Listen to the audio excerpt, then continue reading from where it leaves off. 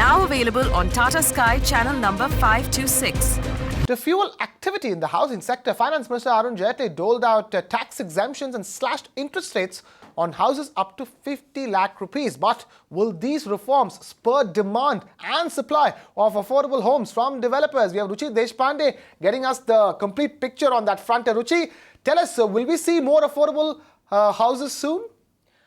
Based on what was announced by the Finance Minister in yesterday's budget, everything related to affordable housing was announced with a view of seeing a growth in the demand for affordable housing. But when we spoke to developers, while they are intent on increasing the supply of affordable housing, there are a few clarifications that they require in order to do so. First off, they need an income tax exemption to be levied on the projects and extended it up to 5 years instead of the 3 years that were mentioned by the Finance Minister. The reason for this, they cited, is that it's not possible to complete long-term projects within 3 years, and if they do not do so, then they will not avail of this income tax exemption. Secondly, they want the tax exemption to be on the projects which are not in participation with the government under a PPP model. This is what was announced. They want this exemption on other projects by private developers, so that their customers too can avail of this tax exemption.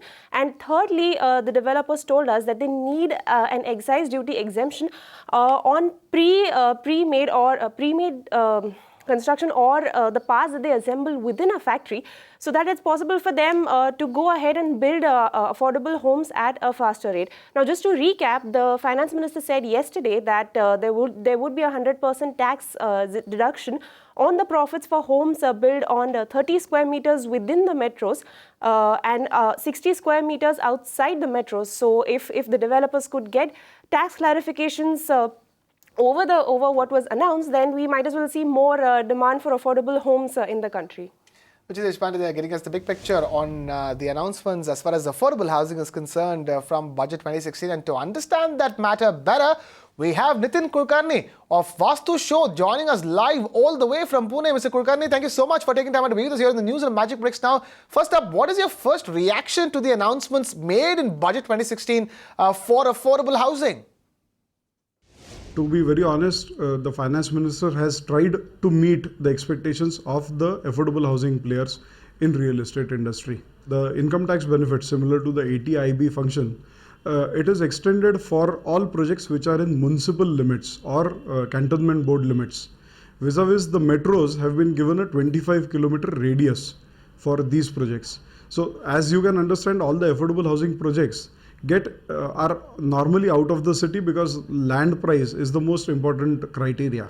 So if I have to do affordable housing in city limits, then it is practically impossible to deliver a product which will suit the EWS, LIG, MIG category. They should have put a similar or maybe a greater limit, 25 to 50 kilometers limit from the corporation areas, from the municipal areas, or from the cantonment areas. Now we are private developers buying our own lands, constructing our own projects. So what I feel is the similar service tax exemption should have been offered to our customers also, because all the 14,000 homes what I am constructing right now are in the affordable housing criteria, less than 60 square meter carpet area. So my customers also should get this benefit. This will help them make a decision and come forward and buy their first home. Mr. Kulkarni, this is one question that I'm sure every developer doesn't want to answer at this point in time, but I'm going to ask this to you. Will these announcements encourage you to build more affordable homes? Vastu Show is currently having 12 different projects across Pune, Kolhapur, Baramati and Mumbai, that is Boisar. All these, majority of these projects are already sanctioned. Some are in the stages of approvals, some are in the stages of construction, some are nearing completion. So we will not be able to add on any new project in line with whatever announcement the Finance Minister has done. So that is the reason why I said very clearly that the income tax benefit should be extended to projects which are already in the pipeline, already sanctioned. Why wait for 1st June 2016 to offer this kind of an income tax benefit?